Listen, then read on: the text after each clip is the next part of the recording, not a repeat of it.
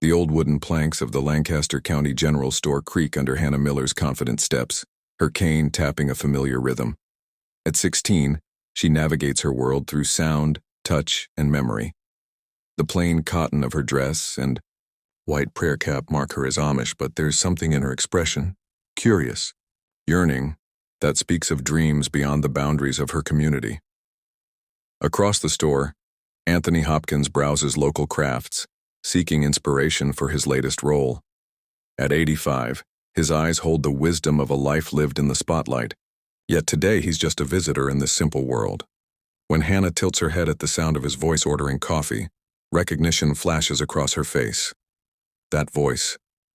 "Are you the man who spoke King Lear's words?" she asks, her unseeing eyes somehow finding his. The question hangs between them, a bridge between worlds that should never have touched. What happens when artistic brilliance meets pure, untainted appreciation?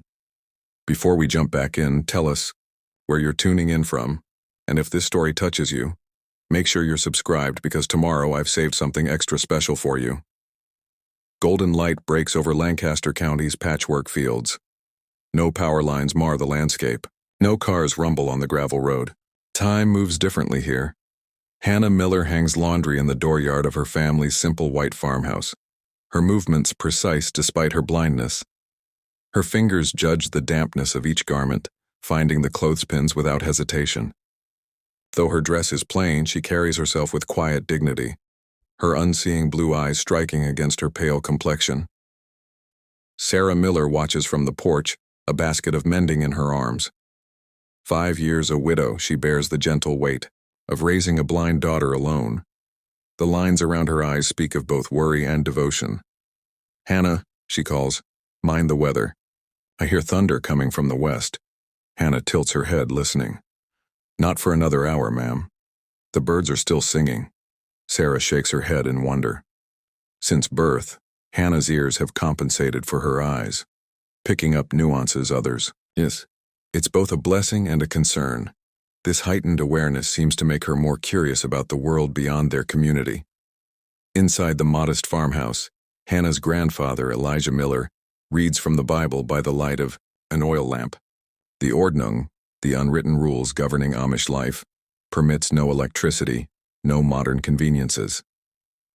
At 65, Elijah has never questioned these ways. When Hannah finishes with the laundry, she takes up her cane and walks unerringly to the small wooden chest beside her bed. Her fingers find the hidden compartment underneath, extracting a cassette player with headphones. Forbidden technology, a gift from Martha Cooper, the English librarian who has taken an interest in Hannah's education. Hannah listens only when, alone, the volume low, treasuring the recording of King Lear performed by English actors. The words wash over her, painting pictures her eyes have never seen. Shakespeare speaks to something deep within her soul, about blindness, about seeing truth, about the human condition. A knock at her door startles her. Hannah quickly hides the cassette player. "Rebecca is here," Sarah announces. Rebecca Yoder enters, bringing the scent of fresh bread and summer air. Hannah's closest friend since childhood, Rebecca has always been her eyes when needed, her defender against unkindness.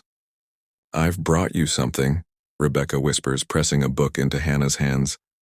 Hannah's fingers explore the cover, finding the raised dots of Braille. "Another poem book from Martha?" "Yes, but keep it hidden.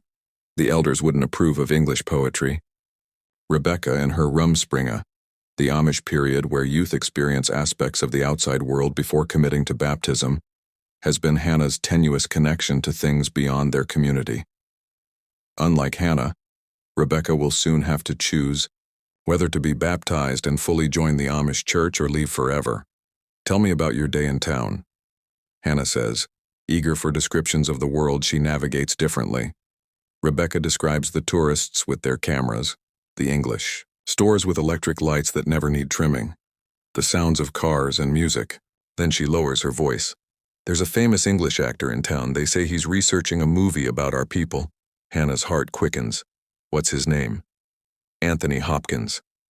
Martha mentioned he's very respected. Rebecca hesitates. "She said he once played a king in something called Shakespeare." Hannah's fingers tighten on the book in her lap. King Lear, her secret connection to a world of words beyond the plain teachings. Miles away in a modest Lancaster bed and breakfast, Anthony Hopkins sits with a script open before him. Director James Sullivan paces the room, gesturing expansively. This story will be transformative, Tony. An aging English professor discovering his Amish roots, returning to a community that doesn't want him. We'll capture the authentic struggle between tradition and modernity. Hopkins reads thoughtfully, his lined face revealing little. After decades in film, he approaches each role with the same meticulous care, though lately, he's been questioning the meaning behind his work. At 85, legacy weighs heavily on his mind. The character feels, manufactured. Hopkins says finally, I'd like to speak with real Amish people before committing. Sullivan sighs dramatically. They're notoriously private, but I've arranged for us to visit some local establishments tomorrow. We might catch glimpses of their lives. Hopkins nods, but his thoughts have already drifted. Is another film what he wants to leave behind? After all these years of acclaim, what actually matters? The next morning, Hannah accompanies her mother to Zimmerman's general store. Sarah needs supplies, and Hannah enjoys the careful catalog of scents and sounds the store provides. Coffee beans, sweet candy, the creak of the wooden floor, conversations. In both Pennsylvania Dutch and English, Martha Cooper is also at the store, selecting books for the small county library. She spots Hannah and approaches with warmth. Hannah, dear, I've set aside a new audio recording I think you'll enjoy. Sarah eyes Martha with a mixture of gratitude and suspicion. The librarian has been kind to Hannah, but her influence concerns Sarah. Still, the Braille books and occasional recordings have brought such joy to her daughter. Denki, Martha, Hannah says. I would like that very much. Martha lowers her voice. There's actually someone in town you might be interested to meet. A famous actor who has performed some of the stories you've enjoyed. Before Hannah can respond, the bell above the door chimes. Two men enter, one middle-aged with the hurried movements of someone perpetually impatient, the other older, moving with deliberate grace. That's him now, Martha whispers. Hannah listens to the older man's footsteps, measured, confident. Then he speaks, ordering coffee in a resonant voice that stops Hannah's heart. She knows that voice, has listened to it for hours on her hidden cassette, speaking the words of a mad king who couldn't see what was true before his eyes until it was too late. Without thinking, Hannah moves toward the sound, her cane gently tapping. Sarah calls after her, but Hannah is drawn forward as if by a force she cannot resist. The shop falls quiet as the plain girl approaches the English actor. Hannah's head tilts slightly, her unseeing eyes somehow finding his face. That voice. Are you the man who spoke King Lear's words on Kainga, she asks. Anthony Hopkins stares in wonderment at this Amish girl, who has recognized him by voice alone. In her simple dress and prayer cap, she seems from another century, yet she knows his work forbidden in her world. Yes, he answers simply, I am. The connection between them is immediate and profound, two souls from different worlds, linked by the power of words written centuries ago. For Hopkins, it's a moment of genuine recognition untainted by celebrity worship. For Hannah, it's the collision of her hidden inner life with her outer reality. Director Sullivan watches the interaction with calculating eyes, already envisioning a new angle for his film. Martha observes with quiet satisfaction, while Sarah looks on with growing concern. This chance meeting in a country store will set in motion events that will challenge Hannah's place in her community, cause Hopkins to reevaluate his artistic legacy, and create a bridge between worlds that seems impossible to cross. Elijah Miller sits in the evening light, whittling a piece of pine into a small bird. His weathered hands move with practiced precision, just as they have for 60 years. When Hannah returns from the store, he senses her agitation immediately. Something has changed in you, he observes, setting aside his knife. Hannah sits beside him, her fingers finding the wooden bird. I met someone today, an English man whose voice I recognized from a recording. Elijah is silent for a long moment. He knows about Martha's audiobooks, has chosen to look the other way, believing Hannah's soul strong enough to withstand outside influences. But this direct contact concerns him. Our ways keep us separate for a reason, Hannah. The English world moves too fast, values the wrong things. But this man's voice, it spoke truth to me, about seeing beyond what eyes can show us. Elijah sighs. Sometimes the greatest wisdom comes from accepting the boundaries God has placed around us. Hannah's fingers trace the wooden wings of the bird, feeling how they're poised for flight yet bound to the wood from which they're carved. She wonders if she is similar, designed to soar in ways her community cannot understand. The following day, Hannah sits alone in the family garden, her fingers exploring the leaves of herbs she tends. Each plant has its distinct texture and scent, markers in her sightless world. The encounter with Anthony Hopkins replays in her mind, his voice a bridge to the forbidden stories that have nourished her imagination. Hannah? Rebecca appears breathlessly, beside her kneeling in the soil. I just heard about yesterday. The whole community is talking about it. Did you really speak to the English actor? Hannah nods, her fingers still working the soil. His voice. I knew it immediately, from the King Lear recording Martha gave me. Rebecca glances around nervously. Martha found me in town. She says, Mr. Hopkins wants to meet with you again. He was deeply moved by your recognition of his work. Hannah's hands go still. Meet with him? Ma'am would never allow it.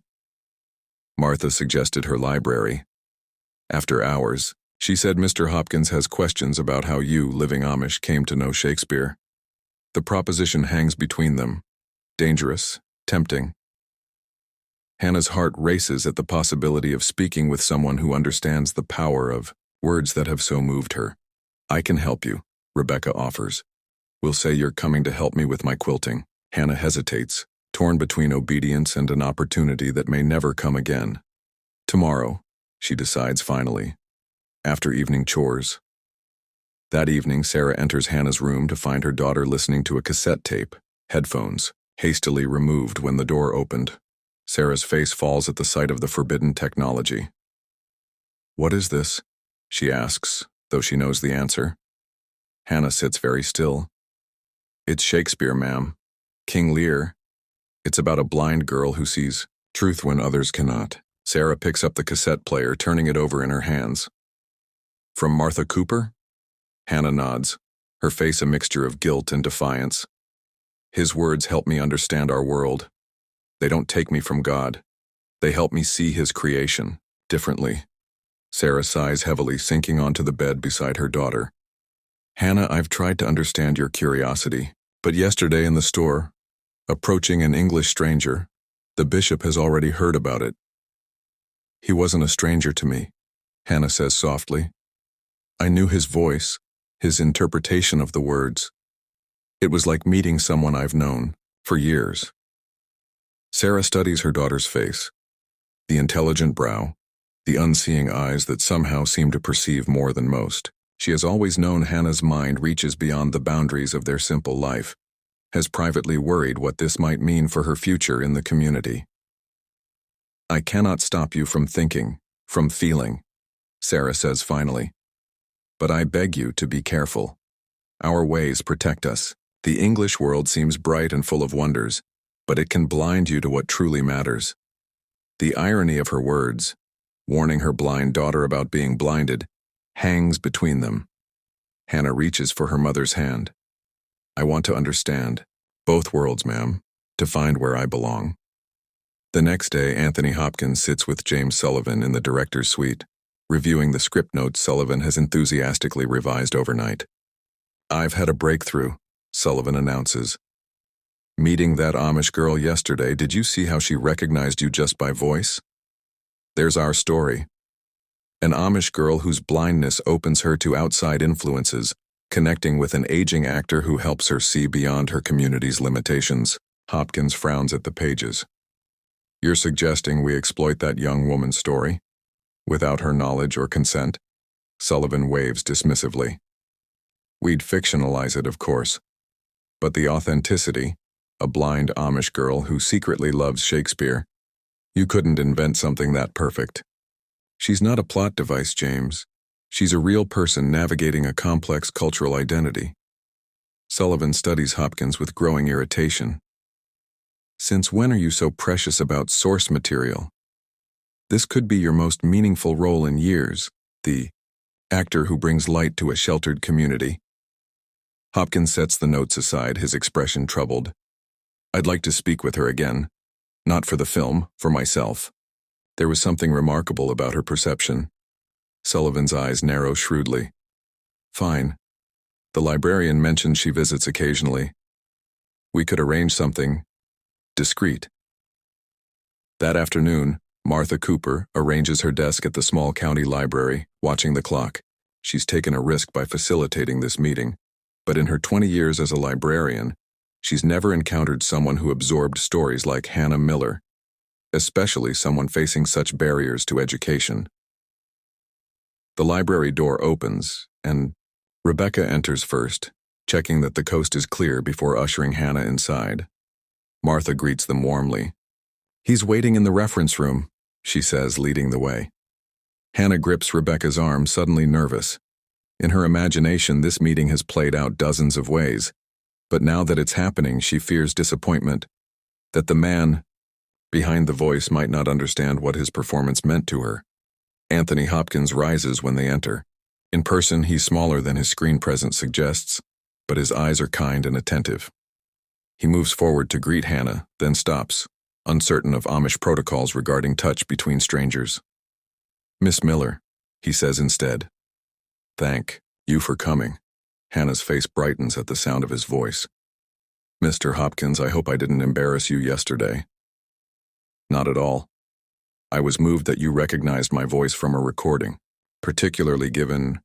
He pauses, searching for the right words. Given that I'm Amish and blind. Hannah finishes with a small smile. Both are true, but neither defines everything about me.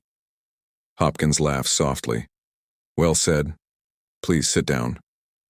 He gestures to Rebecca. Your friend is welcome to stay, of course. As they settle into comfortable chairs, Martha discreetly withdraws, leaving the door ajar. Rebecca sits slightly apart, watching with fascination as Hannah and the famous actor begin to talk. How did you come to hear my recording of King Lear? Hopkins asks. Hannah explains about Martha's kindness, her hidden cassette player, her love of language that began with the Amish hymnal and the Bible, but expanded to include English poetry and plays. Cordelia always made sense to me, Hannah says, referring to Lear's truthful daughter. Speaking plainly while others flatter. Our community values plain speech, plain dress, plain living. Yet sometimes truth is complex, requiring more than simple words. Hopkins listens intently, struck by her articulate observations. You understand Shakespeare better than many scholars I've met. Have you read other plays? Heard them, Hannah corrects. Hamlet, The Tempest, Romeo and Juliet. Martha finds recordings. For me. Rebecca reads to me sometimes too. Rebecca blushes when Hopkins glances her way. I'm not as good at the different voices as you are, sir. Few are, Hannah adds with a smile. Your Lear captured everything.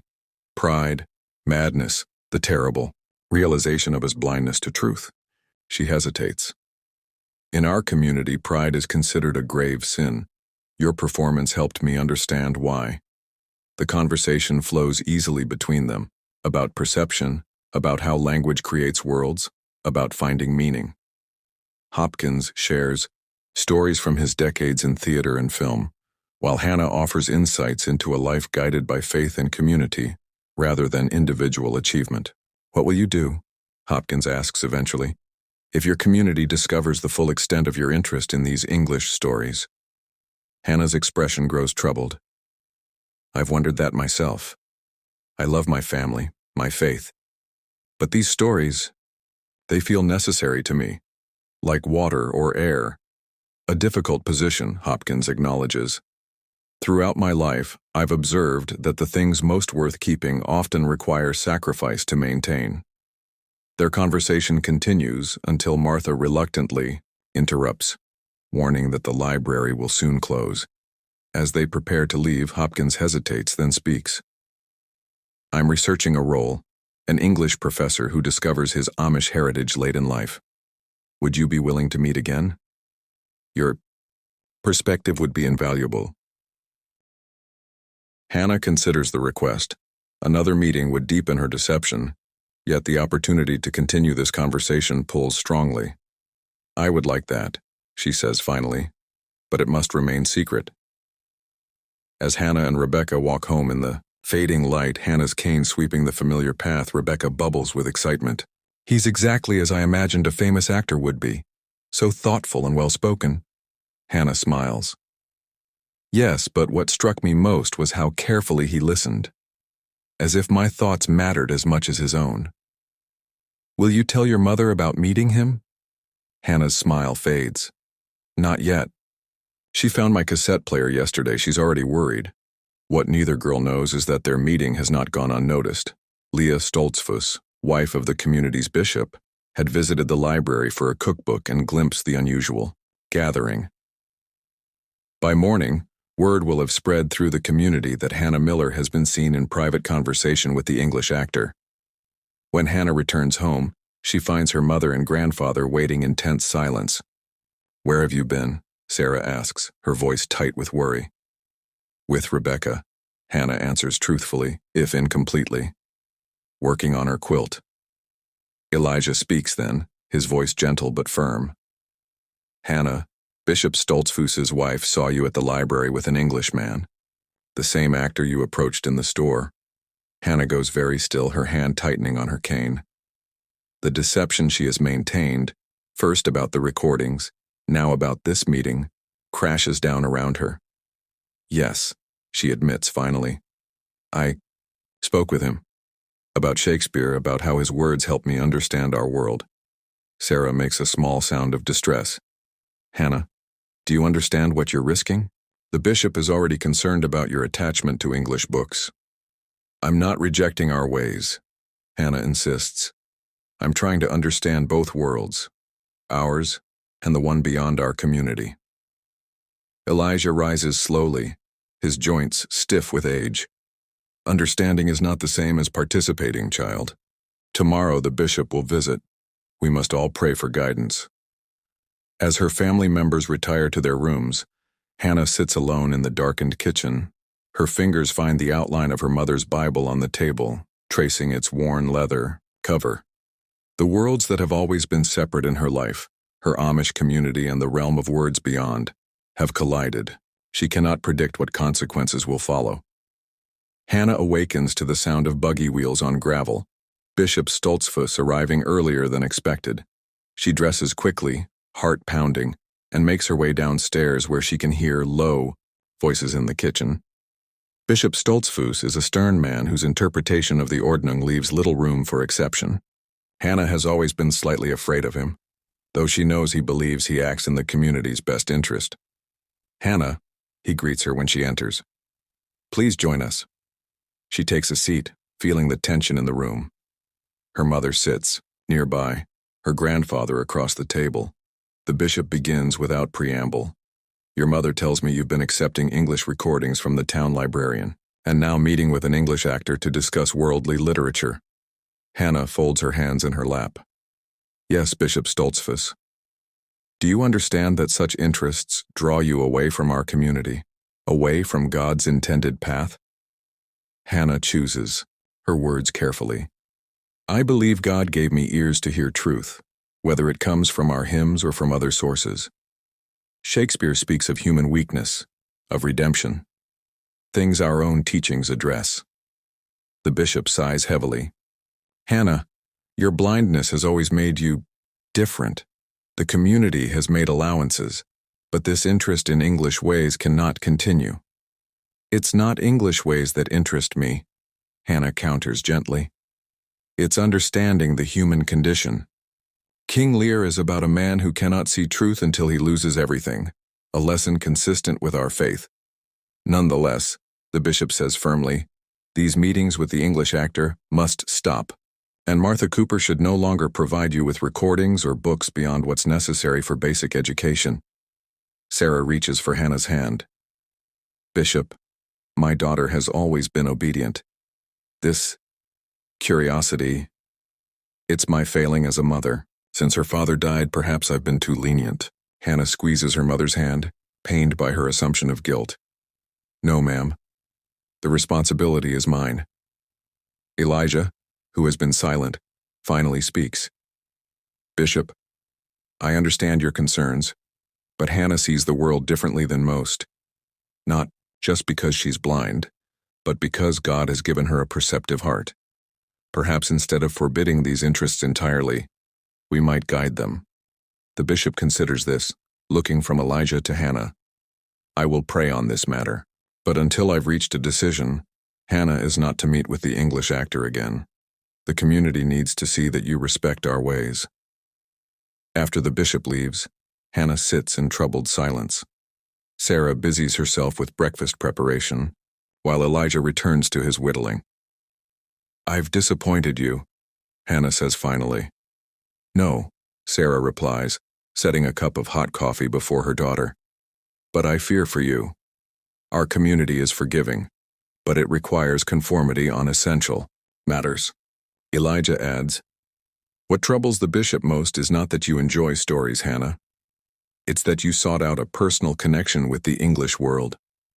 That suggests discontent with our ways. Hannah sips her coffee, considering this.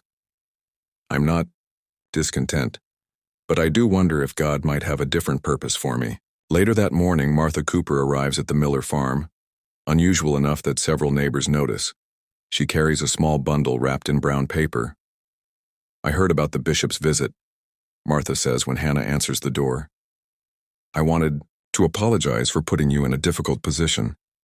Sarah invites Martha inside, her manner polite but reserved. Hannah reaches for Martha's package. What's this? Your library card, Martha explains. And a letter Mr. Hopkins asked me to deliver. He was concerned when you didn't arrive for your scheduled meeting. Sarah takes the package. Hannah won't be continuing those meetings, Martha. Surely you understand. Our ways. Martha nods, her expression sad. I do. But I also understand that minds like Hannah's are rare.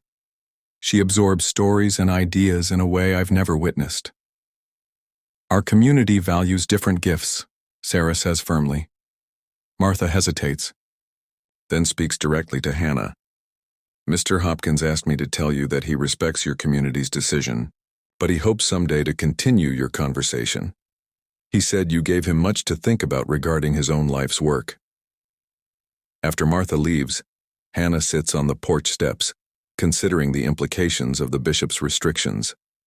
The wind carries the scent of fresh-cut hay from nearby fields, a reminder of the seasonal rhythms that govern Amish life. Part of her yearns for this simplicity, this certainty. Another part feels like a bird that has glimpsed the sky only to find its wings clipped. Rebecca visits that afternoon, her expression troubled. Everyone's talking about the bishop's visit. What happened? Hannah explains the restrictions, her voice steady though her heart is not. I cannot meet with Mr. Hopkins again, and Martha won't be bringing any more recordings or books beyond basic educational materials. Rebecca sits beside her friend on the porch steps. Is it because of me? I encourage the meeting. No, Hannah assures her. It's because I've been living between two worlds for too long. The community sees it as a rejection of our ways. Rebecca is silent for a moment, then speaks hesitantly. Hannah, have you ever considered not being baptized? Living English? The Royu? Question hangs in the air between them. For Amish youth, baptism is a choice made after Rumspringa. Those who choose not to be baptized leave the community. Hannah has never seriously considered this option. Leave my family? Our community? No, I couldn't. But if you feel called to a different life? Hannah shakes her head. It's not a different life I want. It's a broader understanding of this one. At the Lancaster bed and breakfast, Anthony Hopkins reviews the revised script for the Amish film, his thoughts elsewhere. James Sullivan enters with coffee and fresh enthusiasm. The studio loves our new direction, Sullivan announces. The blind Amish girl angle gives us a fresh perspective on the cultural clash narrative. Hopkins looks up sharply. "I told you that" was inappropriate. "We cannot use Hannah's story without her consent." Sullivan waves dismissively. "It's fictionalized, Tony. Besides, these opportunities for authentic inspiration are why we're here." "There's nothing authentic about exploiting a young woman's personal struggle," Hopkins replies coldly. "If you pursue this angle, I'll withdraw from the project." Sullivan stares in disbelief. "You can't be serious. What's gotten into you? Is it because she recognized your voice? Stroked your ego a bit?" Hopkins closes the script. "She reminded me why I became an actor in the first place, to illuminate truth through story, not to commodify real people's lives." "Fine," Sullivan says after a tense moment. "We'll table the blind girl angle for now, but I need you to stay engaged with this project. The financial backers are expecting Anthony Hopkins, not some principled stand-in." After Sullivan leaves, Hopkins reads Martha's note explaining the bishop's restrictions. He feels a surprising disappointment. Their brief conversation had sparked something he hadn't felt in years, a genuine exchange about art and meaning, untainted by Hollywood politics or celebrity. Telling and preparing this story took us a lot of time, so if you are enjoying it, subscribe to our channel. It means a lot to us. Now back to the story. He takes out a notepad and begins to write a letter to Hannah, unsure if she'll ever receive it, but needing to capture his thoughts nonetheless. Meanwhile, Hannah sits with her grandfather in the workshop, where he crafts furniture for neighboring families. The air is rich with the scent of fresh-cut wood and linseed oil. Elijah guides Hannah's hands over a rocking chair he's building. "Feel how the grain runs," he instructs. Wood has memory. It remembers the wind that bent the tree, the seasons that shaped its growth. Hannah's sensitive fingers trace the contours. "It's beautiful, Gross Daddy." "Beauty serves function," he corrects gently. "The curve of this rocker isn't just pleasing to the eye. It distributes weight properly.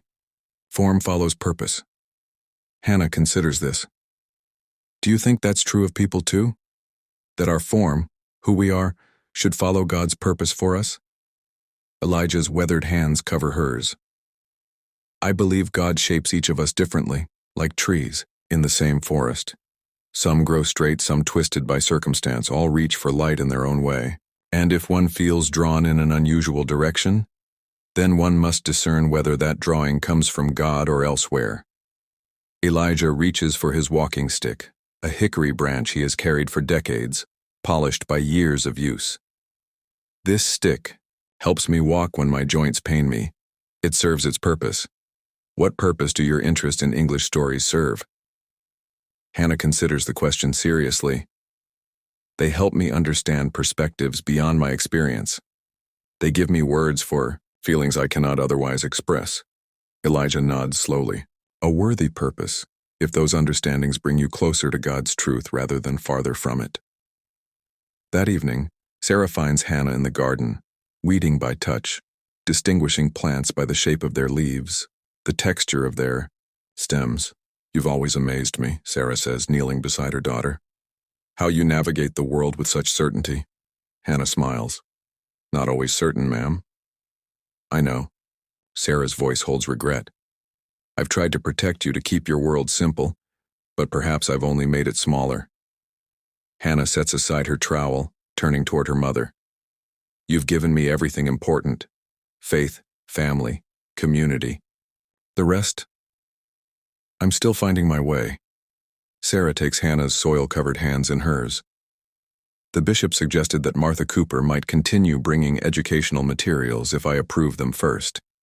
Would that be acceptable?" Hannah's face brightens. "Yes, very much so." "And about the English actor? I understand why I cannot meet with him again." Sarah hesitates.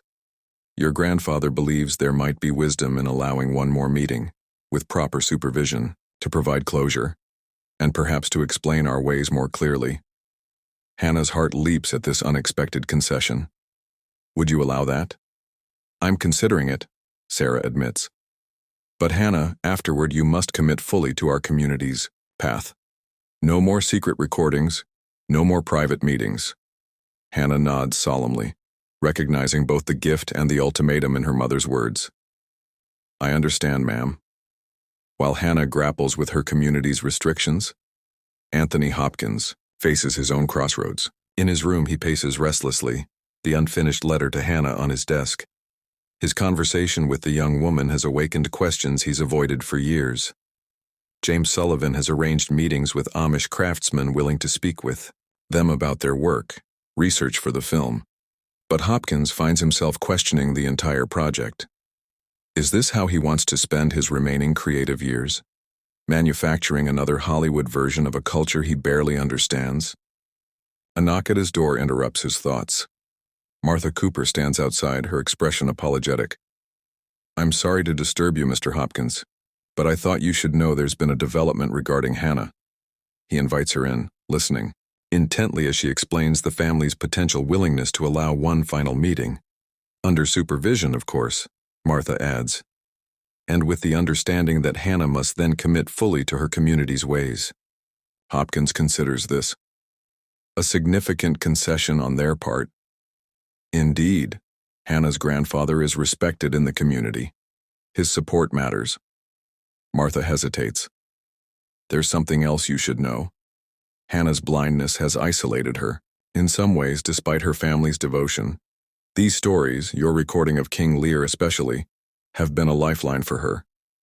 I understand lifelines, Hopkins says quietly. At various points in my life, Shakespeare's words have been mine as well. Martha nods. If this meeting happens, what will you say to her? She must give up these connections to outside stories, outside perspectives. Hopkins looks out the window at the Lancaster countryside, so different from the Hollywood hills or London streets that have framed most of his life. I'm not sure, he admits, but I believe every person must find their own relationship with art with meaning, including Hannah. The news spreads quickly through the Amish community.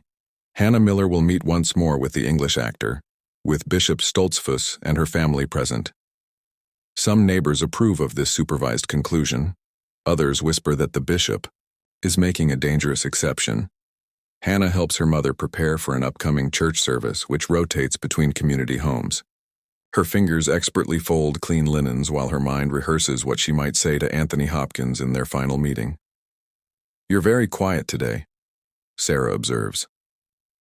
I'm thinking about questions, Hannah admits. Things I want to ask Mr. Hopkins before we say goodbye. Sarah pauses in her work. Hannah, this meeting isn't meant for you to deepen your connection to English ways. I know, ma'am. But if this is my only chance to understand how someone has built a life around stories and words, something I'll need to give up, I want to make it meaningful.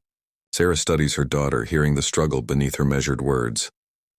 What would you ask him if you could ask anything? Hannah considers. I'd ask how he found his purpose, how he knew that speaking others' words would be his life's work. Sarah resumes folding, her movements efficient. The English place great importance on individual purpose. We see our lives differently, as service to God and community. Can't they be the same? Hannah asks. Service through the gifts God has given us?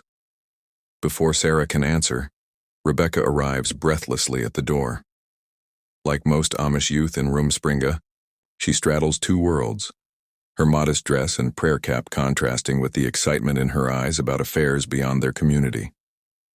Hannah, I just spoke with Martha. Your meeting with Mr. Hopkins is set for tomorrow afternoon at the bishop's house. Hannah's hands still their work. Tomorrow. So soon. Later that day, Elijah takes Hannah to the woods beyond their farm. Though, approaching 70, he still walks these paths daily, his hand-carved walking stick tapping a rhythm Hannah follows easily. Your mother worries, he says as they reach a fallen log where they often sit. She fears your interest in English stories will lead you away from us. Hannah settles beside him, listening to chickadees in the branches above.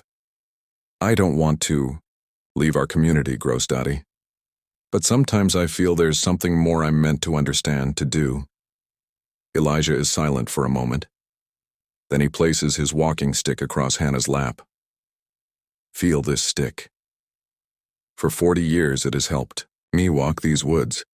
Hannah's fingers explore the smooth hickory, worn to a polish by decades of use.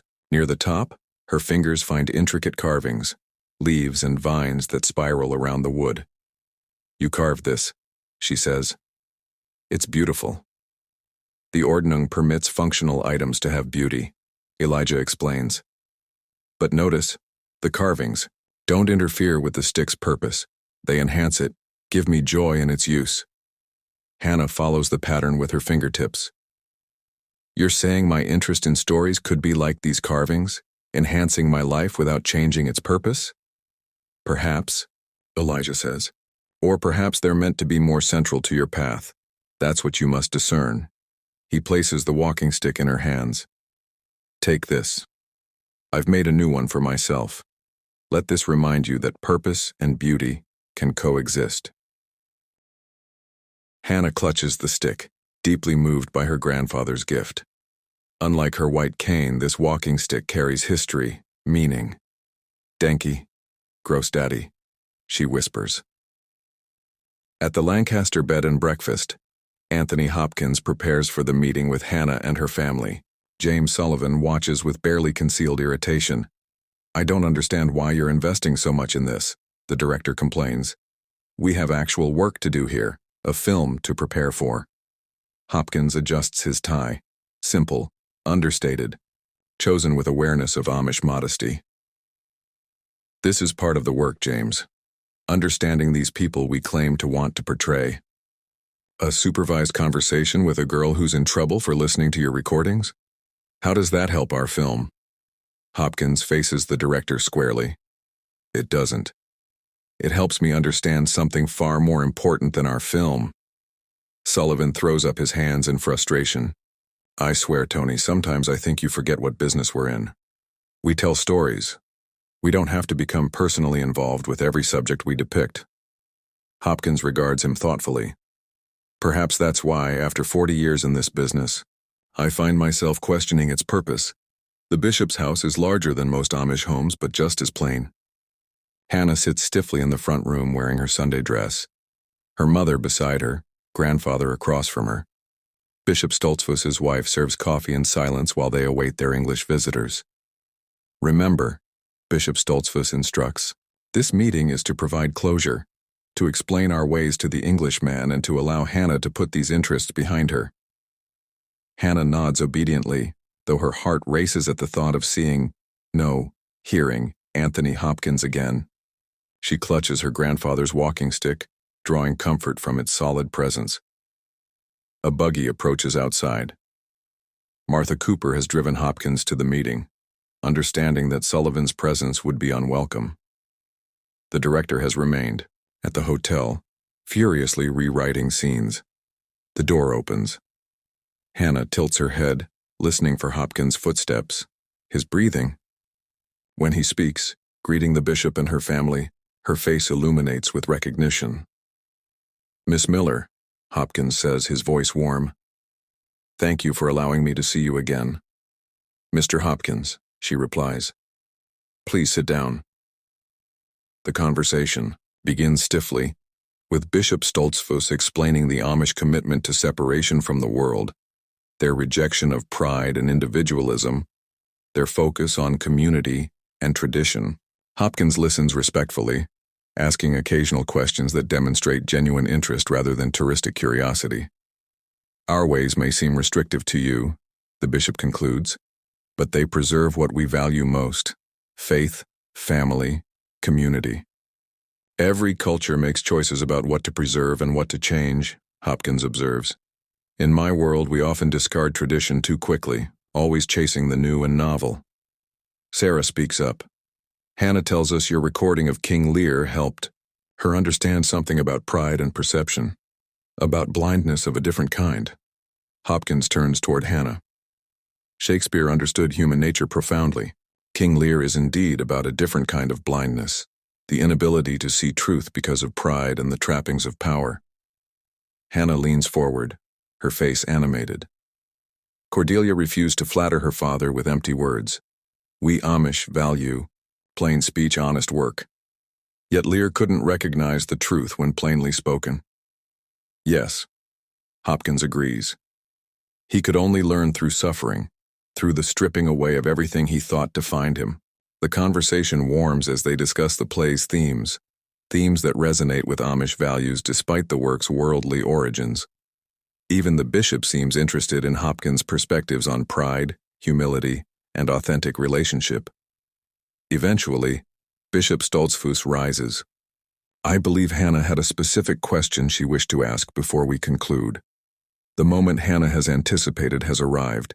She grips her grandfather's walking stick, gathering courage. Mr. Hopkins, she begins, all my life I've been taught that my purpose is to serve God through serving my community, to find contentment in simple work, family, and faith. She pauses. But I've also felt drawn to stories, to words that seem to open worlds beyond our own, words that help me understand things I could never experience directly. Hopkins waits patiently as she finds her way to her question. How did you know that speaking others' words, being a vessel for stories, was your purpose? And if I must give up these English stories to remain true to my community, how do I reconcile these two parts of myself? The room falls silent. Sarah reaches for her daughter's hand, hearing the deep struggle beneath her question. Elijah watches Hopkins intently, while the bishop's expression reveals concern about where this conversation might lead. Hopkins considers, his answer carefully aware of both Hannah's genuine need and her family's concerns. When I was young, he begins, I felt lost, disconnected. I struggled with addiction, with doubt. Acting wasn't just a career choice, it was salvation. Through speaking others' words, I found my own voice. He pauses. But here's what took me decades to understand. The greatest stories, whether Shakespeare's plays or the parables of Jesus, aren't escape from life. They're windows into its deepest truths. Hannah listens intently, her face turned toward his voice. Your community's wisdom, Hopkins continues, lies in recognizing that how we live matters more than what we achieve.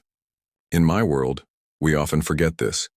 We chase recognition, wealth, influence, and find ourselves empty despite our accomplishments. He leans forward, speaking directly to Hannah, though he knows her family is evaluating every word. The question isn't whether you should embrace stories or your community's traditions. The deeper question is, how might your unique perception, shaped by both your blindness and your faith, help others see truth they might otherwise miss? Hannah's grip on her walking stick loosens slightly. You believe there could be a purpose that honors both? I believe, Hopkins says carefully, that your sensitivity to language, to the power of words, isn't accidental. In every community, someone must carry stories, must help others make meaning of experience. He smiles. The Amish value storytelling too, don't they? Passing down family histories, parables, lessons. Bishop Stoltzfus nods reluctantly. We do, but our stories reinforce our values, not English ways. The best stories, Hopkins suggests, transcend cultural boundaries because they speak to what makes us human. Shakespeare endures not because he's English, but because he understood the human heart. Hannah considers this perspective, a smile slowly forming. So perhaps my love of stories isn't drawing me away from my community, but giving me a unique way to serve it. Hopkins glances at her family, careful not to overstep. That's for you and your family to discern. But in my experience, true gifts, when recognized and properly channeled, can become instruments of service rather than sources of division. The atmosphere in the room has subtly shifted. What began as a supervised ending to an inappropriate connection has become something else, a thoughtful exploration of how different worlds might inform rather than threaten each other. As the meeting concludes, Hopkins rises to leave. Thank you for your hospitality and for this conversation. It has given me much to reflect on regarding my own work. Hannah stands too, extending her hand. When Hopkins takes it, she speaks softly. Your King Lear helped me feel less alone in my blindness. I am grateful. And your perspective, Hopkins replies, has helped me see my work in a new light. I am equally grateful. Outside, Martha waits to drive Hopkins back to town. As they leave the bishop's property, she glances at him curiously.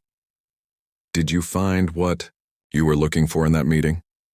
Hopkins gazes out at the Lancaster countryside, its simplicity a stark contrast to the Hollywood world awaiting his return. "I'm not sure what I was looking for," he admits. "But I believe I found something, essential nonetheless." In the days that follow, Hannah's meeting with Anthony Hopkins becomes a topic of intense discussion in the Amish community. Some see it as a dangerous breach of separation from the world. Others, hearing of Hopkins' respectful engagement with their values, view it more positively. Hannah herself moves through her days with a new thoughtfulness. She sets aside her hidden cassette player, honoring her promise to the bishop. Yet her mind continuously returns to Hopkins' suggestion that her love of stories might be a gift to be channeled, rather than a temptation to be resisted. Rebecca visits often, eager for details about the meeting. Unlike Hannah, she has experienced more of the English world during her Rumspringa, has seen movies, listened to popular music, even tried modern clothes. Now, approaching 18, she must decide whether to be baptized and fully join the church or leave the community. "Will you miss these things?" Hannah asks as they shell peas on the porch. "Movies, music, the English ways you've experienced?" Rebecca considers the question. "Some things, yes, but not enough to lose my family, my place here." She looks at Hannah curiously. "What about you? Will you miss Shakespeare and King Lear now that you've put them aside?" Hannah runs her fingers over the carved surface of her grandfather's walking stick. "The stories are still with me, the words, the meanings. Mr. Hopkins helped me see that I don't need to reject them completely. I simply need to understand their proper place in my life." "And what is their proper place?" Hannah smiles. "That's what I'm still discerning." At the Lancaster bed and breakfast, Anthony Hopkins faces increasing pressure from James Sullivan. The director has completely rewritten the script, moving away from the blind Amish girl angle but creating an equally problematic portrayal of Amish life. The studio loves these changes, Sullivan insists. More conflict, more drama. The protagonist doesn't just discover his Amish roots, he challenges their entire way of life, showing them what they're missing. Hopkins reads the revised script with growing dismay. "This isn't a thoughtful exploration of cultural differences, James. It's a caricature that portrays the Amish as backward, repressive, in need of modern enlightenment. It's entertainment," Sullivan counters. "No one expects a movie to be an anthropological study." "The people we met deserve better," Hopkins argues. "Hannah, her family, the bishop, they aren't simplistic or two-dimensional. Their choices are considered, meaningful." Sullivan studies Hopkins with narrowed eyes. "You've gone native on me, Tony. One conversation with an unusual Amish girl and suddenly you're their defender? Perhaps I've simply remembered something about integrity," Hopkins replies. "About respecting the subjects of our stories rather than exploiting them." The tension between actor and director continues to build, with Hopkins requesting further rewrites and Sullivan growing increasingly impatient. Their creative differences now extend beyond the script to fundamental questions about respect, representation, and purpose. Meanwhile, in the Amish community, Hannah faces her own challenges. Though she has outwardly conformed to the bishop's requirements, her mind continues to explore questions awakened by her conversations with Hopkins. She finds herself listening differently during church services, hearing resonances between biblical parables and the literary stories she has loved. 1. Evening. Sarah finds Hannah sitting alone on the porch steps, her grandfather's walking stick across her lap. "You're very quiet these days," Sarah observes, sitting beside her daughter. Hannah turns toward her mother's voice. "I've been thinking about what Mr. Hopkins said, about stories being windows into truth rather than escapes from it." Sarah sighs, softly. "Hannah, I know giving up those recordings was difficult for you. It's not just the recordings, ma'am, it's understanding my place in our community. If God gave me this love of words, of stories, if He allowed me to find meaning in Shakespeare despite my blindness and our ways, might there be a reason?" Sarah is silent for a long moment. Then she takes Hannah's hand. Your father used to say that God doesn't waste anything, not suffering, not joy, not unusual gifts, but discerning his purpose can take time. Do you think the bishop might eventually allow me some access to these stories again, if I prove my commitment to our community in other ways? Sarah hesitates. I don't know, Hannah. Our ways have protected us for generations. Exceptions are rare. The conversation is interrupted by the arrival of Hannah's Uncle Joseph, who brings news from town. That English actor, he says after greeting them, has apparently caused quite a stir. He's withdrawn from the movie they were planning about our people. Hannah straightens, her attention captured. Mr. Hopkins withdrew? Why? Martha Cooper told me he disagreed with how they wanted to portray our community, said he couldn't participate in something that didn't respect our ways. Joseph sounds surprised. Not what you'd expect from a Hollywood type. Hannah's face brightens. No, but exactly what you'd expect from someone who truly understands King Lear. A week passes, the summer heat intensifies, and the Amish community focuses on the approaching harvest. Hannah works alongside her mother, canning vegetables from their garden, her fingers expert at gauging ripeness, at peeling and slicing without sight. Rebecca visits less frequently, busy with her own family's preparations for winter. When she does come, she brings surprising news. Martha Cooper asked about you, she tells Hannah as they work. She had something she wanted me to show you, an old newspaper of all things. Hannah's hands pause in their work. A newspaper? About what? Rebecca lowers her voice, though they're alone in the kitchen. About Mr. Hopkins from many years ago when he was struggling with drinking problems before he became famous. Hannah frowns. Why would Martha want me to see this? She said it might help you understand something important about finding purpose despite difficulties. Hannah hesitates. She has kept her promise not to seek out more English stories or recordings. But this seems different. Information about someone she has met? Someone whose wisdom has continued to guide her thinking. What did the article say?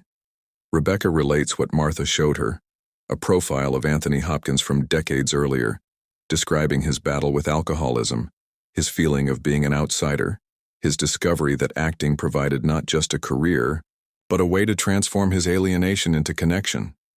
He once felt as out of place in his world as you sometimes feel in ours, Rebecca concludes. Yet he found a way to use that very feeling of difference as a strength. Hannah absorbs this information silently. Something about Hopkins had suggested depths of experience beyond his successful career, but she hadn't guessed the parallels to her own sense of difference. That evening, Hannah sits with her grandfather on the porch, listening to the katydids announce summer's peak. She relates what Rebecca told her about Hopkins' early struggles. Interesting, Elijah muses. How God often uses our greatest challenges as the foundation for our purpose. That's what Mr. Hopkins told me. That speaking others' words saved him, gave him a voice of his own. Hannah runs her fingers over the carved walking stick. I've been thinking about what that might mean for me. Before Elijah can respond, a buggy approaches rapidly. Hannah recognizes the distinctive sound of Bishop Stoltzfus's horse, a particular rhythm to its trot that her sensitive ears have catalogued. Something's wrong, she says, rising. The bishop never travels this late unless there's an emergency. The news is grave. The bishop's youngest grandson has fallen seriously ill with a high fever that won't break. The English doctors in the hospital are concerned, but they don't understand the child's medical history or the family's preferences regarding treatment. We need someone who can speak to them clearly, the bishop explains, his voice strained with worry. Someone who understands our ways but can translate them to the English doctors. Martha Cooper, Hannah suggests. She's always been a bridge between our communities. Martha is away visiting her sister in Philadelphia, the bishop replies. I thought perhaps your mother. Sarah appears in the doorway, having overheard. Of course I'll come, Bishop, but my Pennsylvania Dutch is stronger than my English, especially regarding medical terms. Hannah steps forward. I can help with that. The audiobooks Martha brought me included medical topics, I understand the terminology. The bishop hesitates, looking at this girl who has caused him concern with her interest in English ways, yet now, that very interest might prove valuable. Very well, he decides. Both of you please come. At the Lancaster General Hospital, the Amish families stand out in their plain clothing. Medical staff move efficiently around them. Their technical, language and casual references to procedures and medications creating confusion and anxiety. Hannah navigates the hospital environment with surprising confidence. Though she's never been in such a setting before, she orients herself quickly by sound, by the echoes of the corridors, by the patterns of movement around her. When they reach the pediatric ward, she asks clear, specific questions of the attending physician, translating complex medical information into terms her community can understand. Her knowledge of English medical terminology, gleaned from audiobooks Martha provided, proves invaluable. The infection isn't responding to the first medication, she explains to the bishop and his family. They need permission to try a stronger antibiotic, one with possible side effects.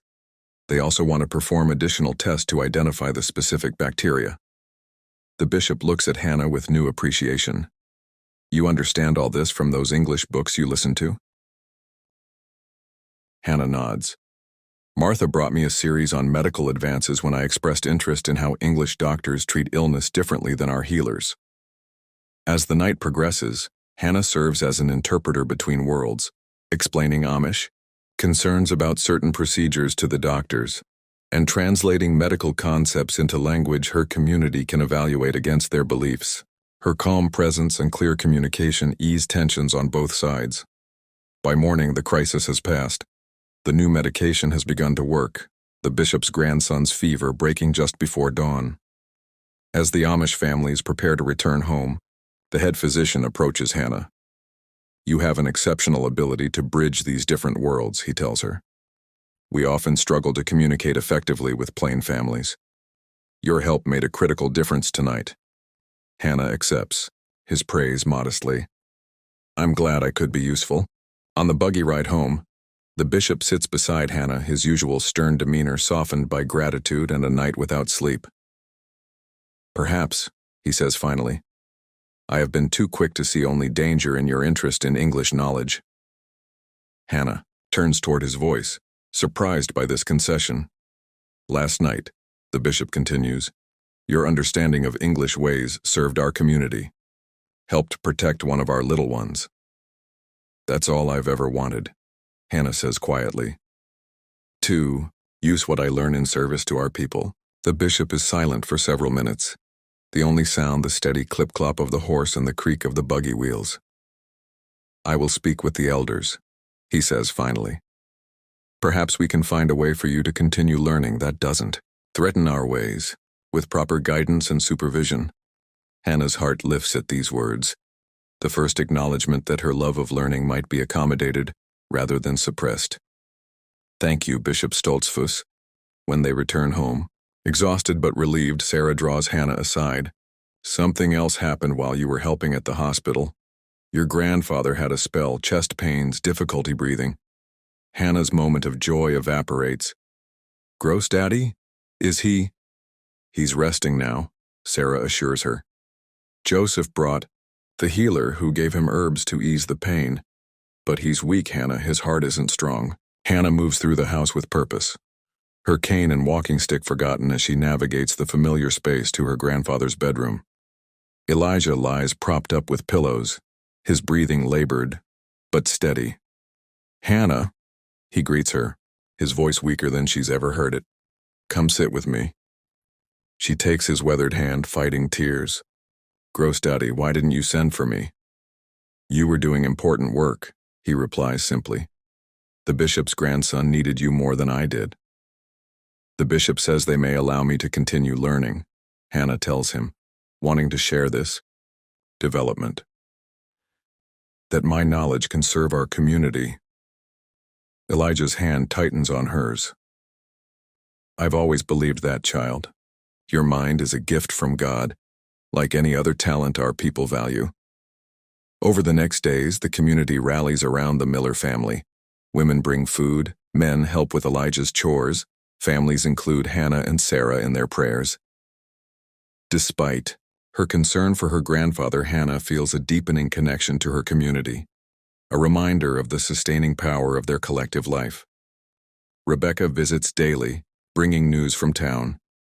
One afternoon, she arrives with an unexpected piece of information.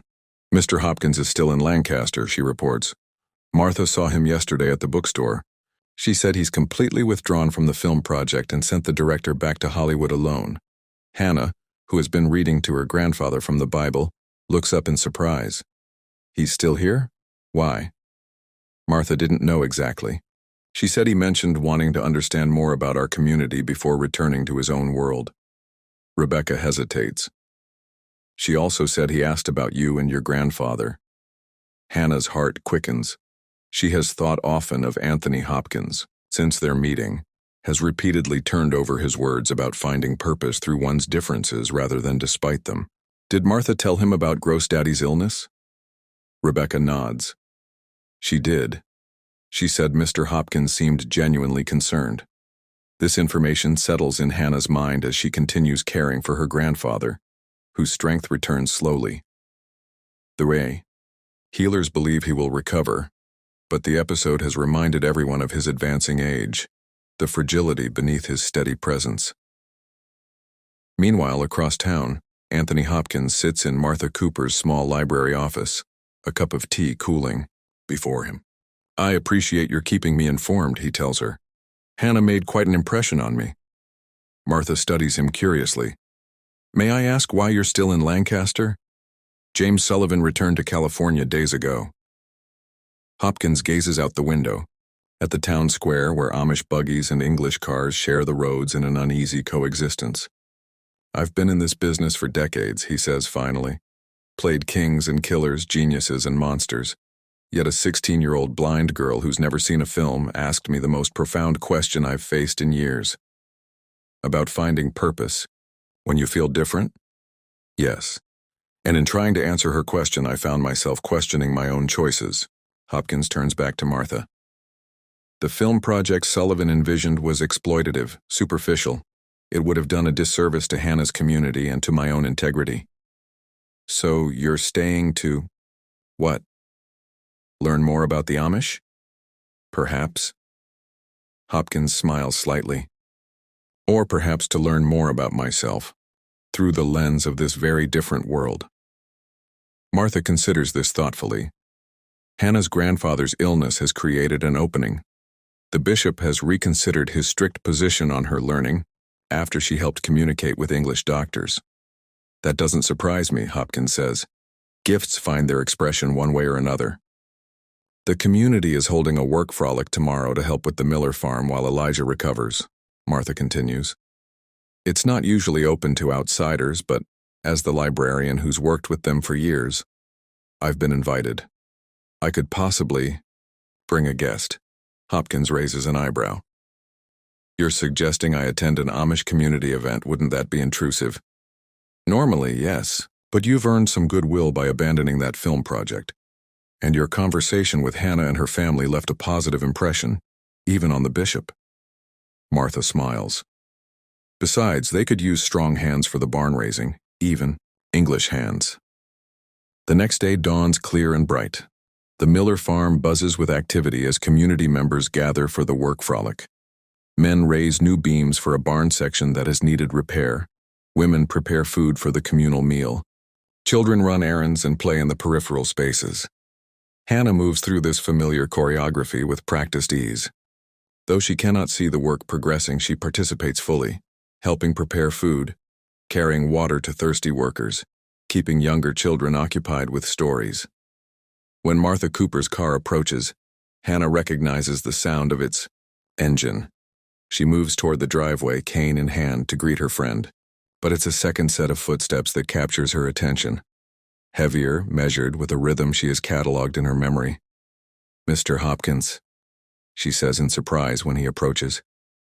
I didn't expect to see you here. Martha thought I might be useful, he explains.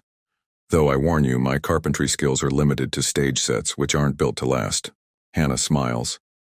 We have plenty of skilled builders, but another pair of hands is always welcome.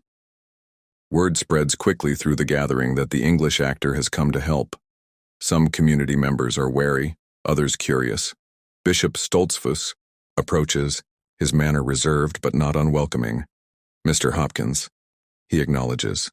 "This is unexpected." "I hope not unwelcome," Hopkins replies. "I came to help, not to intrude." The bishop studies him thoughtfully. "Our ways may seem strange to you." "Different, not strange," Hopkins corrects gently, "and worth understanding on their own terms."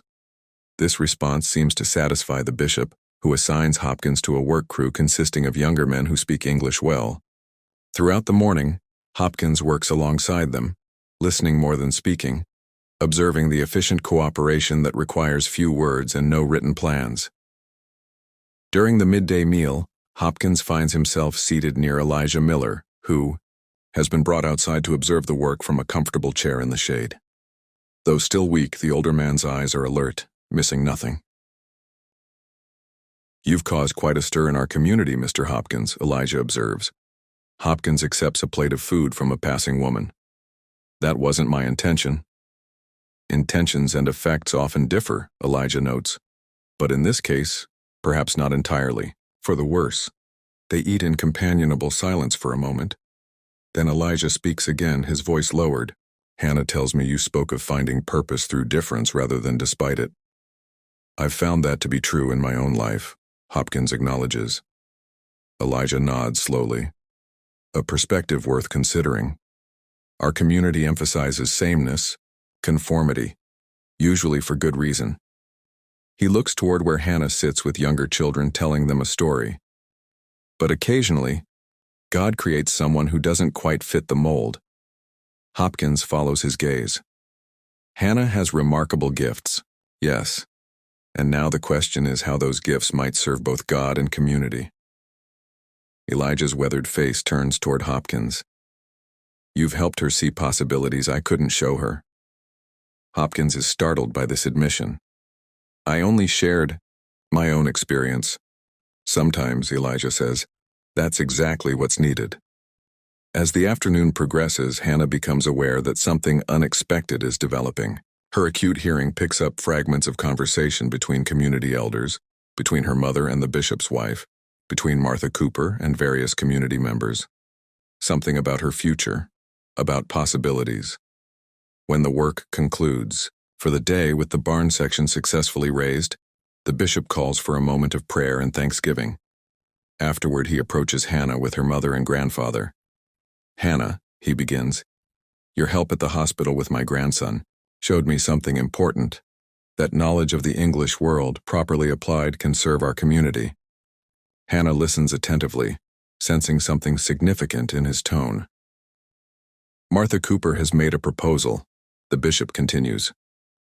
"She suggests that you might work with her at the library part-time, helping bridge understanding between our communities, answering questions from English visitors about our ways and helping our people navigate English resources when necessary, like medical information." Hannah's breath catches. This is far more than she had hoped for, not just permission to continue learning, but an opportunity to use that learning in service. "With proper supervision, of course," Sarah adds, "and with the understanding that your primary commitments remain to our family and community." "It would be a form of outreach," the bishop explains, "not unlike how we sell crafts and produce to English neighbors." Hannah's mind races. This represents an extraordinary exception to usual Amish practices, a recognition of her unique position and gifts. "I would be honored to serve in this way," she says finally, her voice steady despite her emotion. As the community begins to disperse, Anthony Hopkins approaches to say goodbye. "Martha tells me you've been offered an unusual opportunity," he says. Hannah nods, still processing the development. "A way to use what I know to help both communities understand each other better. A perfect application of your gifts," Hopkins observes. "Being between worlds can be a strength rather than a weakness." "I've been thinking about your answer to my question," Hannah says. "About finding purpose when you feel different. You said the greatest stories are windows into truth, not escapes from it. Yes, I think I understand that better now. My blindness, my love of words, they're not separating me from my community. They're giving me a unique way to serve it. Hopkins smiles, though he knows she cannot see it. Precisely. As he prepares to leave, Hopkins hesitates, then speaks again. I've made a decision of my own today. When I return to California, I'm going to focus on creating a foundation to bring literature and storytelling to communities with limited access, especially to young people with disabilities. Hannah's face brightens. That sounds wonderful. Your question about purpose has helped me find a new direction for my later years, Hopkins admits. Something beyond just making more films. As Martha's car pulls away, carrying Hopkins back to town, Hannah stands with her grandfather's walking stick in hand, a new sense of clarity settling over her. The twist in her path, from potential conflict with her community to finding a unique role within it, feels right, aligned with both her gifts and her deepest values. Golden light dripped across Lancaster's fields, as if God himself had dipped his brush in honey. But at the Miller farm, the mood was somber. Inside the farmhouse kitchen, Hannah sat at the oak table, her fingers anxiously running over the ridges of her grandfather's walking stick. Rebecca sat across from her, uncharacteristically silent, twiddling the hem of her apron. They'll decide tonight, Rebecca said, her voice low. The elders, I mean. About you. About the library work. Hannah nodded. She'd known this was coming since the bishop suggested it after the hospital incident. The possibility of serving as a bridge between her Amish community and the English world. It was a hope she scarcely dared let herself hold on to, but not everyone in the community was convinced. Word had spread quickly. Some whispered that Hannah was being too worldly, others that she was being specially favored. Tonight, the Council of Elders would meet to decide her future. Across the room, Sarah kneaded bread with more force than necessary, her face lined with worry. Elijah sat in his rocker, silent, his breathing labored but steady. Hannah sensed the weight of their fears, their hopes. God's will, whatever it is, Elijah said finally, breaking the tense silence. You have been faithful, Hannah. That is all any of us can do. Hannah rose, feeling the restlessness of uncertainty knotting inside her. She stepped out into the early evening air, letting the soft murmurs of crickets soothe her. In the distance, she could hear the community gathering at the Stoltzfus barn, where the elders would meet. She thought of her secret meetings with Anthony Hopkins, how one English voice had awakened something deep inside her. It wasn't rebellion. It was purpose. She remembered Hopkins's words. True gifts, when recognized and properly channeled, can become instruments of service rather than sources of division. And wasn't that what she was trying to do? Rebecca touched her arm, bringing her back to the present. Come, she said softly. The bishop's wife invited us to wait at the Stoltzfus kitchen. We can be nearby when the elders finish. Hannah's heart pounded, but she nodded. The Stoltzfus home buzzed with suppressed energy. Women set out coffee and baked goods for afterward, but their movements were tight, nervous. Hannah sat quietly by the fire, gripping her cane. She strained her hearing toward the barn, trying to catch snatches of the conversation carried by the breeze. But the words were indistinct. She bowed her head, whispering a prayer under her breath. Lord, I seek only to serve. Make of me what? You will, Rebecca squeezed her hand. Martha Cooper was there too, invited in quiet support. She sat nearby, pretending to read, but Hannah knew her attention was divided. The hours stretched painfully. As dusk deepened into night, Hannah wrestled with a swirl of emotions. Fear, hope, guilt. Would they think she was too proud? Too different? Would they see that her heart was still Amish even if her mind reached beyond? At last, heavy footsteps crossed the porch. The door creaked open, and Bishop Stoltzfus entered, flanked by two other elders. Everyone stood. The bishop's expression was grave. Hannah's stomach twisted. He looked directly at her. Hannah Miller, we have made our decision. The room fell into complete silence. Not even a chair creaked. The elders recognize your unusual gifts, the bishop said slowly, and we have seen how you used them to serve during the boy's illness. Therefore, with careful conditions, you may work at the library as an intermediary, answering questions about our ways to the English and helping our own when necessary. A gasp rippled through the room. Sarah covered her mouth, her eyes brimming. But, the bishop continued, you must remain committed to our ordnung. You will have supervision, and your reading materials will be subject to review. You are not to pursue English education beyond what is necessary for your duties. Tears blurred Hannah's unseeing eyes. She gripped her cane hard to keep from collapsing under the waves of emotion crashing over her. Thank you, Bishop, she said, her voice trembling but clear. I will serve faithfully. The bishop nodded. We will pray for your discernment, Hannah Miller. God has given you much. It is a great burden, but also a blessing. Late that night, back at the Miller farm, Hannah sat alone on the porch, letting the cool air wrap around her. The stars, invisible to her sight, seemed nonetheless present, a great chorus of unseen witnesses. The door creaked, and Sarah came out, sitting beside her. You are happy? Her mother asked softly. Yes, Hannah whispered. And scared. Sarah brushed a lock of hair from her daughter's face. That's how you know it's real. They sat in silence a while longer before Sarah asked the question Hannah had been turning over in her heart. Will you write to him? Hannah smiled. She didn't need to ask who him was. Yes, she said. I think he should know that his words mattered, that he helped me find my place. Sarah squeezed her hand. Then write, child. Sometimes that's the truest act of faith. The night after the elder's decision, Hannah sat at the old oak table, the stub of a candle burning low. A sheet of plain cream-colored paper lay before her, and her pen hovered uncertainly. What could she possibly say to Anthony Hopkins, a man whose life had spanned worlds so vastly different from hers? How could she thank him properly for the quiet revolution he had stirred in her heart? Her fingers brushed the walking stick her grandfather had carved, the one Elijah had given her as a reminder that beauty and purpose could coexist. She thought of the moment in the bishop's living room when Hopkins had answered her deepest question with such grace and humility. She remembered, too, his honesty about his own struggles, a man who had walked through shadows yet carried light in his voice. Hannah lifted the pen and began, the words slow but certain. Dear Mr. Hopkins, I hope this letter finds you well.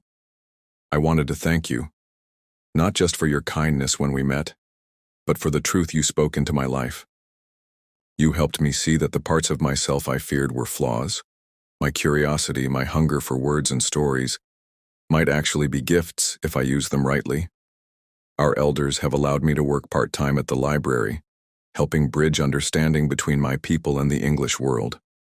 I know this would not have happened without the questions you helped awaken in me, and the strength you helped me find. You said the greatest stories are windows into truth, not escapes from it. I hope, with God's help, I can become one of those windows for others. I will not likely hear from you again, and that is as it should be. Our paths belong to different worlds. But please know you have left your mark here, in this small corner of Lancaster County, and in my life. I pray that God will continue to use your voice, spoken and unspoken, to bring light wherever it is needed. With gratitude, Hannah Miller. She signed it carefully, folding the page with reverence. Rebecca had promised to deliver it discreetly through Martha Cooper, who would see that it found its way to Hopkins before he left Lancaster County. Hannah blew out the candle and sat in the darkness, feeling a deep sense of rightness settle over her, a closing of a circle, yet also the opening of a new door. Meanwhile, in a quiet room at the bed and breakfast, Anthony Hopkins sat by the window, a notebook open in his lap, though he had not written in some time. He watched the stars blink faintly in the clear Pennsylvania sky. There was a kind of sacred silence here, unlike any he had experienced on film sets, stages, or hotel suites around the world. He had stayed in Lancaster County longer than intended, long after Sullivan had given up and gone back to Hollywood. The movie, the glossy, exploitative version of Amish life, had fallen apart without him. Hopkins had no regrets. He was pondering what to do with his remaining years. Another film? Another award chase? Or something else entirely? When a soft knock came at the door, he rose wearily. Martha Cooper stood there, her arms full. A warm smile crinkled her kind face. "I have something for you," she said. She handed him the folded letter.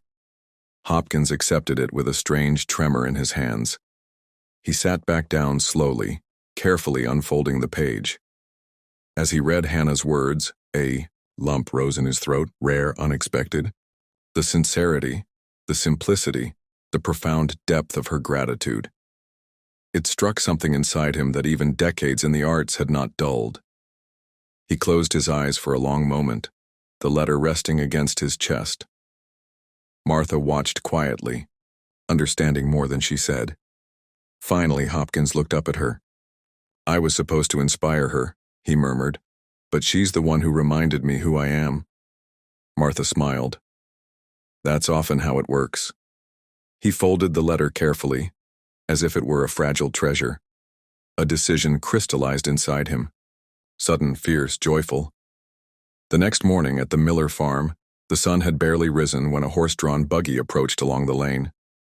Hannah heard it long before it came into view, her sensitive ears cataloging the rhythm of hooves, the creak of wheels. She stood waiting at the fence, her cane in hand, Rebecca beside her. It was Martha who stepped down first, then a figure she recognized instantly, though he spoke before she could fully place him. "Miss Miller," Hopkins said warmly. Hannah's face lit with surprise. "Mr. Hopkins, I thought you had left." "Not yet." His voice carried a smile. "I have something to ask you." Sarah emerged from the house, wiping her hands on her apron, her brow furrowed. Elijah followed slowly, leaning on a stick. Martha approached, Sarah quietly explaining that Hopkins had asked permission to speak with Hannah again, with supervision, of course. Sarah glanced toward Elijah. The old man nodded gravely. "It's all right," Sarah said, though her voice was wary. "You may speak with her." Hopkins turned toward Hannah, and in the morning light, his expression was as serious as any he had worn while performing Lear's final heart-wrenching soliloquy. "I'm founding something," he said. "A foundation to bring literature, poetry, and storytelling to communities that often get overlooked, especially young people with disabilities." Hannah listened, her heart hammering in her chest. "I would like to name the project after the concept of clearer sight, in honor of how you helped me see again." Hannah's hands tightened on her cane. "No, you cannot be directly involved," Hopkins continued gently. "Your place is here, but would you allow me to tell your story, carefully, respectfully, as part of the foundation's beginning? Would you grant me that?" There was a silence as deep and bright as a cathedral. Hannah's throat worked. "If you tell it truthfully," she whispered. "If you tell it with love." Hopkins bowed his head. "That is the only way I know."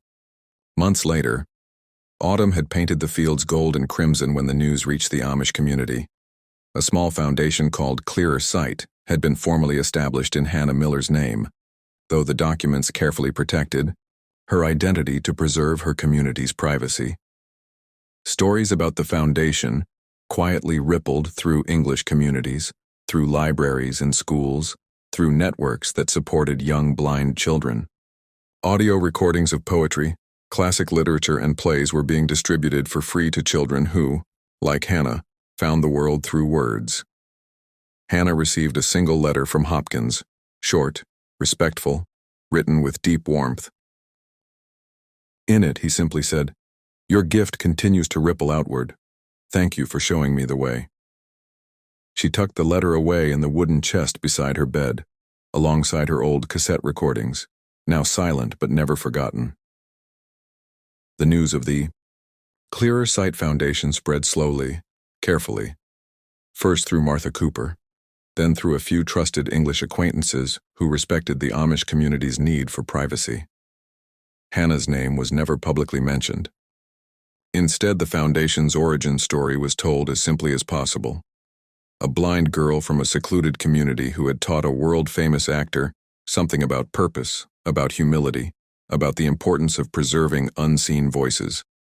Still, within the Amish community itself, the story stirred mixed feelings. At evening gatherings, families debated in low voices. Some were proud that one of their own had inspired good works among the English. Others fretted that it set a dangerous precedent, a crack in the carefully maintained wall of separation from the outside world. Bishop Stoltzfus called a special meeting to address the matter. Hannah sat quietly at the gathering, her hands folded tightly in her lap, listening to the voices swirl around her like winds from different seasons. "She meant no harm," said Rebecca's father, speaking gruffly but with real affection. "The Englishman honored our ways, didn't he? Didn't drag her away." "But already the world speaks of us," said another elder. "Even if not by name, they wonder at our lives." Elijah stood then, slow, deliberate, his presence commanding even in frailty. "Our ancestors chose separation to preserve what mattered most," he said, his voice roughened but clear. "Faith, simplicity, truth." He paused, letting the words settle. "But separation must never become cruelty. We do not wall away our young if they seek only to serve with the gifts God has given." Heads bowed across the room, not in defeat, but in thoughtfulness. The bishop spoke last. "We must tread carefully, but we will not punish wisdom where it blooms." His words, simple and heavy, allowed the matter to close. And in that moment, Hannah felt something in her chest loosen, a knot of fear and guilt she had carried for months. The path forward would not be easy. She would always be different, always walk a thinner line between her world and the English world than most of her peers. But she was not alone. Her community had not cast her out, and her gifts, her fierce love for words, her hunger to understand, were not sins to be hidden, but tools to be honed like any honest craft. A week later, the first official project for Hannah's new library work began. Martha Cooper organized a small community display, books and audiobooks approved by the elders, focusing on practical knowledge, farming techniques, herbal remedies, Old English poetry that reflected plain values. Hannah worked quietly behind the scenes, her fingers deftly arranging braille labels, her sensitive ears catching every voice. That passed. She did not seek to become the center of anything, and yet in the soft way light fills a room without asking permission, Hannah's presence changed the atmosphere. Visitors who might have spoken carelessly about the Amish as curiosities instead found themselves speaking to Hannah, with her, realizing that behind the cap and the plain dress was a mind as sharp and searching as any they had ever met. One afternoon, as she was cataloging new materials with Rebecca, a heavy, familiar step sounded on the library's old wooden floorboards. Hannah tilted her head immediately, recognizing the cadence. Deliberate, slightly limping from an old injury, it was Anthony Hopkins, but this time, he came not as a celebrity, not even as an honored guest. He came quietly, humbly, a man content to sit in a corner and simply listen. Rebecca hurried over to greet him, awe still flickering behind her shy smile. Hannah approached slowly, her heart hammering. She hadn't expected to ever see him again after the final meeting sanctioned by the bishop, but here he was, unannounced, unheralded, and it was Hannah who felt strangely older now, more rooted. "Mr. Hopkins," she said, her voice steady. "Welcome." He stood to greet her but kept his hands respectfully at his sides. "Miss Miller, I was passing through. Thought I might see your library project if that's permitted." Hannah smiled. "It has..." Rebecca led him through the modest displays, explaining their careful curation. Hopkins listened without interruption, genuine interest lighting his weathered face. Finally, he turned back to Hannah. "May I ask something of you?" he said softly. "Of course." Hopkins hesitated. The hesitation of a man used to speaking to millions, yet finding himself shy before one quiet girl. "Would you read something to me?" he asked. A passage you love. Something from your new collection. The room stilled. Hannah's throat tightened. No one, not even Rebecca, had ever asked her to read aloud beyond her family and a few close friends. But she nodded. Moving to the nearest table, she found a volume of poetry, the raised braille letters familiar under her fingertips. She located the page she wanted instinctively, as if led by a deeper sense. And then, standing in the middle of that small library, dressed in her plain Amish clothes, her white cap glowing under the afternoon light, Hannah read, "Not with eyes do we see, nor with hands do we hold, but with hearts we gather worlds, and with souls we shape the unseen bold." Her voice, low and clear, filled the room like water into a well. Hopkins closed his eyes, letting the words fall over him like a benediction. When she finished, there was a long silence. Finally, he spoke, his voice roughened by emotion. "Thank you, Hannah. That was everything." Outside, the sun dipped lower, painting the sky in streaks of rose and flame. Hannah walked Hopkins to the door, her cane tapping softly beside her. "I must leave now," he said. Sadness threaded through his words. "My road leads elsewhere." "I understand," Hannah said, "and I'm glad our paths crossed, even if only for a while." He turned to her, and though she could not see it, she felt the weight of his gaze. Deep, grateful, awed. "You carry light, Hannah Miller," he said, "in a world that needs it desperately. Never forget that." She smiled, her heart lifting like a bird in sudden flight. "I won't," she said simply. Then, without ceremony, without fanfare, he stepped into his car and drove away, back toward a world Hannah could imagine, but would never fully enter. And she turned back toward the library, toward her friends, her family, her fields, and her faith, toward her purpose. The weeks following Anthony Hopkins's final visit unfolded with a deep, steady rhythm, like the familiar cadence of horses' hooves along a gravel road. Hannah returned to her life, or rather, to the new shape her life had quietly assumed. Each morning she rose before dawn to help her mother with the chores, gathering eggs warm from the nesting boxes, hanging damp laundry in neat rows that she arranged by feel alone, kneading bread, with the practiced strength born of years of work. After the chores, Sarah often accompanied her partway to the county library, where Hannah spent several afternoons each week. She worked in the small side room Martha Cooper had designated for community relations, updating braille labels, preparing translations of medical pamphlets into simpler English, answering questions from curious visitors who wanted to understand the Amish without trespassing on their lives. In a quiet, unheralded way, Hannah had become a bridge, just as Anthony Hopkins had foreseen. But to Hannah, the library was more than just a place of work.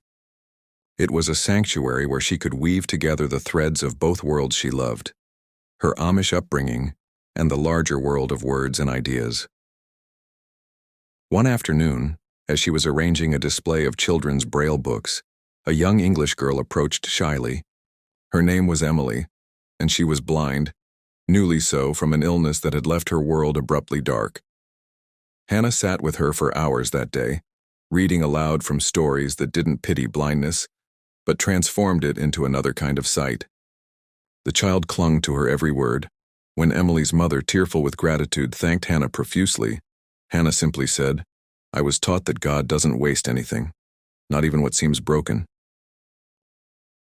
It became a quiet motto in Hannah's heart, one she would return to again and again.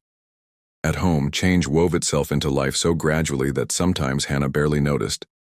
Sarah, once wary of Hannah's outside curiosities, now sat beside her, daughter in the evenings, listening as Hannah read simple poems aloud in the lamp-lit parlor.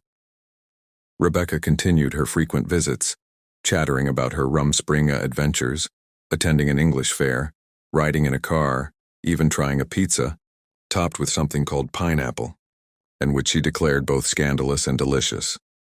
As her 18th birthday approached, Rebecca made her decision. She would be baptized, fully joining the Amish church. When she told Hannah, They sat together beneath the great oak tree that had shaded their childhood games. "I always knew," Rebecca said simply. "This is my home, even if part of me wonders what else is out there." Hannah smiled, squeezing her friend's hand. "I'm glad you're staying," she said. "Our world needs souls, like yours." "And yours too," Rebecca replied fiercely, "even if you're made to walk a stranger path." For Hannah, baptism would come too, but on her own timetable, one negotiated carefully with the bishop and elders. They had agreed she could delay a little longer given her unusual work at the library. She would not run from her faith, but she would enter it fully with eyes, or perhaps heart, wide open. As winter drew near, Elijah's health wavered. He no longer walked the fields as he once had, but each afternoon he sat in his rocking chair by the window, carving small animals from soft pine, rabbits, doves, lambs. Hannah spent many afternoons by his side, reading psalms aloud or simply sitting in the companionable silence. One evening, after she finished reading Psalm 23, "Yea, though I walk through the valley of the shadow of death," Elijah spoke, his voice thin but clear. "You are my inheritance, Hannah," he said. She turned toward him, startled. "I have no riches to leave you," he continued. "No great name. Only this, the belief that you are meant to carry light into places where others fear to tread." Tears filled Hannah's eyes, unseen by him but felt in the trembling of her hands. "You taught me how to see," she whispered. He smiled, the creases of his weathered face deepening. "And you taught me that sometimes letting go is a form of faith." That night, as the wind rattled the bare branches outside, Hannah sat by Elijah's bedside holding his hand as he drifted into sleep. He never woke again. Elijah Miller passed quietly into God's keeping, his hand still resting in Hannah's, his face peaceful. The funeral was simple, as all Amish funerals were. Black buggies lined the gravel road. Psalms were sung without instruments. The community gathered to mourn, to comfort, to remember. Hannah wore the plain black dress of mourning, her heart heavy but steady. Elijah had carved the walking stick for her. He had carved a path for her too, through doubt, through fear, toward a life that could honor both her community and her calling. She would not fail him. Spring came early the next year. Snow melted into the thirsty fields, and green shoots pressed up stubbornly through the thawing earth. One morning, as Hannah helped Sarah hang fresh sheets on the line, Rebecca came running up the lane, waving a small envelope. "For you," she called breathlessly. "From Martha. It's from him." Sarah stepped down from the porch, concern flashing across her face, but Hannah smiled. "I think it's all right, ma'am." Her hands found the envelope, feeling the familiar textured paper. She opened it carefully. Inside was a short note, written in a steady hand. "Dear Hannah, I thought you might like to know that Clearer Sight has reached its first milestone. We've distributed over 10,000 recordings to blind children across 5 countries. None of this would have happened without you. I remain in your debt and in your light. May your fields be ever green and your heart ever clear. With respect and affection, Anthony Hopkins." Hannah smiled through sudden tears. She read the letter aloud to Sarah and Rebecca, her voice steady. Sarah wiped her eyes discreetly, then embraced her daughter tightly. "You did a good thing, Hannah," she said. "A right thing." As the years passed, Hannah's life wove itself into a pattern both familiar and extraordinary. She worked at the library 3 days a week, offering quiet guidance to visitors curious about Amish life, and building a modest collection of resources for plain families who needed to navigate the English world for medical care or legal matters. She continued to read to children, especially blind ones, offering not just stories, but hope.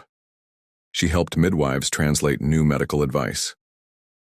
She read scripture at community gatherings. She braided the old hymns and the new poems into a tapestry that honored both past and future.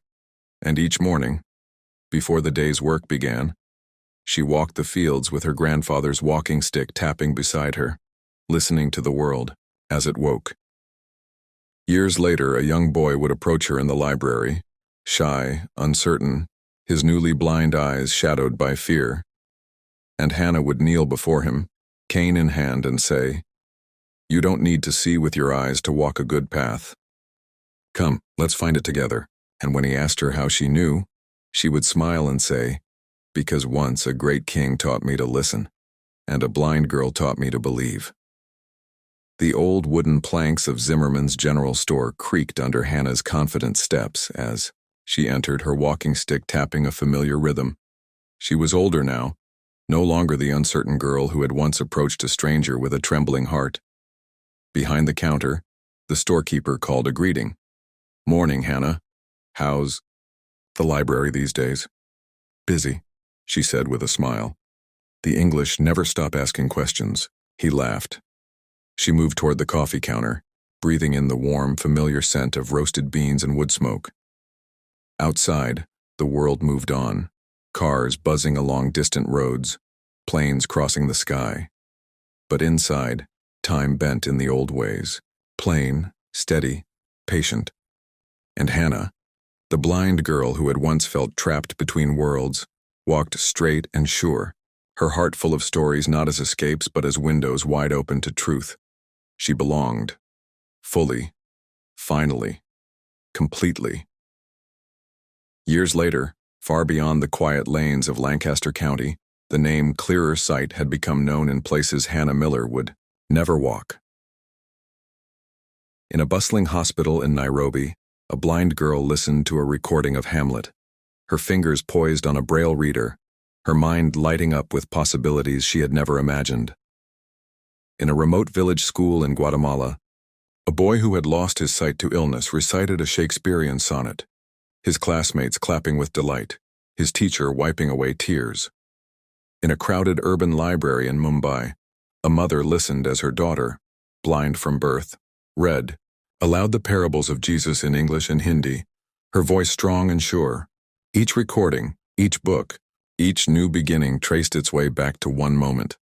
A blind Amish girl standing in a simple country store, recognizing a voice that had once spoken a mad king's grief into the world, and daring to ask a question that would change 2 lives. Hannah Miller never sought fame. She never left her fields or her faith. She simply lived faithfully, walking the path set before her.